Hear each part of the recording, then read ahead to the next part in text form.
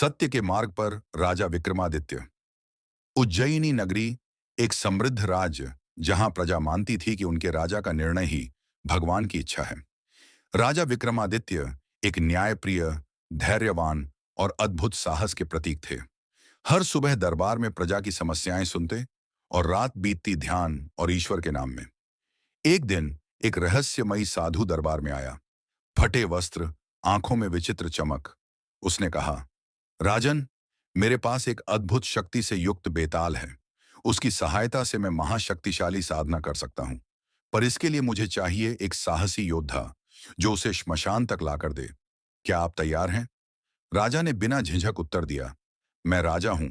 जहां धर्म है वहीं मेरा पथ है।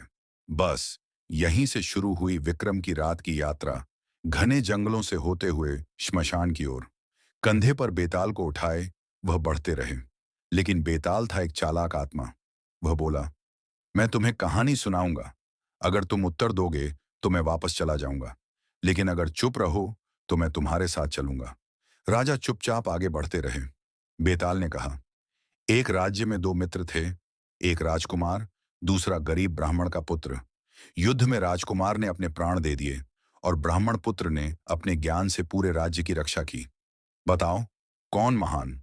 राजा बोले, जिसने प्राण दिए वह वीर है, लेकिन जिसने ज्ञान से सैकड़ों प्राणों की रक्षा की वह महावीर है। बेताल उत्तर से प्रसन्न हुआ, पर नियम के अनुसार वह फिर से लौट गया। ऐसे ही एक के बाद एक 34 कहानियां। हर कहानी में जीवन का कोई गहरा सत्य छुपा था। प्रेम, त्याग, धर्म, न्याय, भक्ति। और हर बार विक्रम का उत्तर लोगों के अंतर को झकझोर देने वाला। अंतिम रात बेताल ने एक भयानक सच बताया, राजा, जिस साधु पर तुमने भरोसा किया वही तुम्हारा बलिदान चाहता है। उसकी तंत्र सिद्धि के लिए तुम्हारा रक्त चाहिए। राजा रुके नहीं।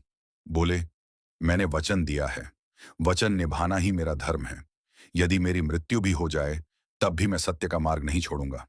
बेताल हंसा और बोला, इसीलिए तुम हो विक्रमादित्य। तुम्हारे जैसे राजा के कारण ही सत्य आज भी जीवित है।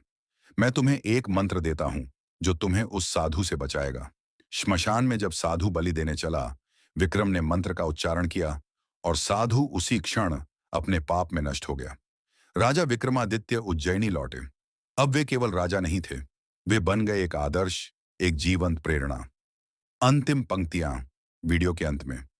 सत्य के मार्ग पर चलना आसान नहीं होता, लेकिन जो चलता है उसे इतिहास कभी नहीं भूलता। क्या आप भी अपने जीवन में विक्रमादित्य बनने का साहस रखते हैं?